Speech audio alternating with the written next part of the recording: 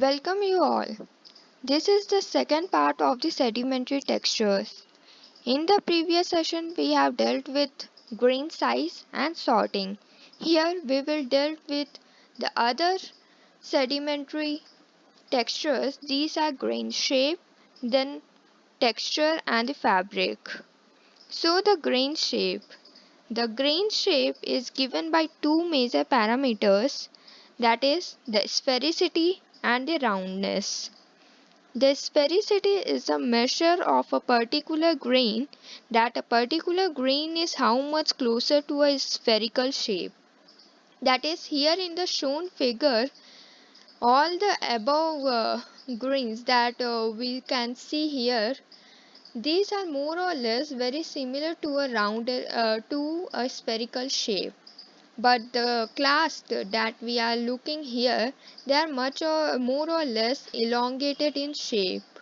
So, for the above class, the 4-5 class that we see above, we call it as high sphericity, and the class that are more or less elongated in some particular direction, we call it as low sphericity.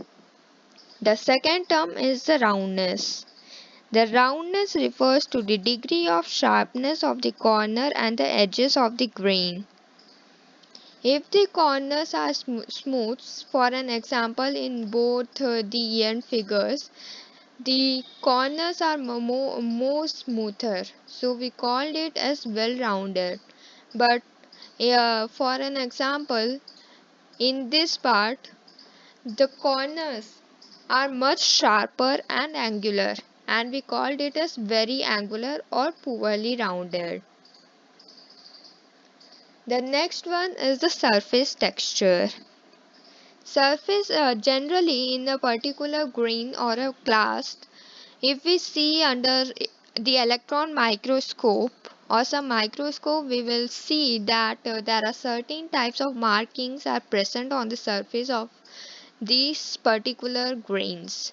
So sometimes it may be smoother, sometimes there may be some particular marking. So this we also consider as one of the major sedimentary textures, and it helps us to delineate or to interpret about the environmental condition in which it is deposited. For an example, here we are looking at the different electron microscope images. For an example, this one, in we see a much smoother surface, which is because which refers that it is formed in a desert sand. Mostly the desert sands, we generally have a much smoother surface, and in these two surface, we are looking at some rings or some V-shaped markings in it, and some small markings we are looking at. These generally refers to the glacial outwash as sometimes the high energy beach environment. The last one is the grain fabric. The grain fabric in totality refers to the packing, context between the grains, orientation of the grains, and the grain matrix relationship. Or in brief, we can say it is the grain to grain relationship in a particular rock. For an example, in the right hand side in this figure, the first one refers to as the imbricated pebbles. That is, if here we can see that all the grains are oriented more or less in the same direction. That is, they all have more or less the same orientation. So we call it as the imbricated pebbles.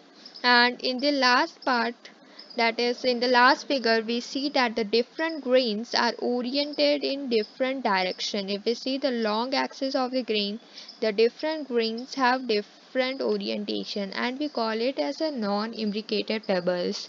So these are the different parameters that we use generally to explain the sedimentary textures, and also to interpret about many important sedimentary processes.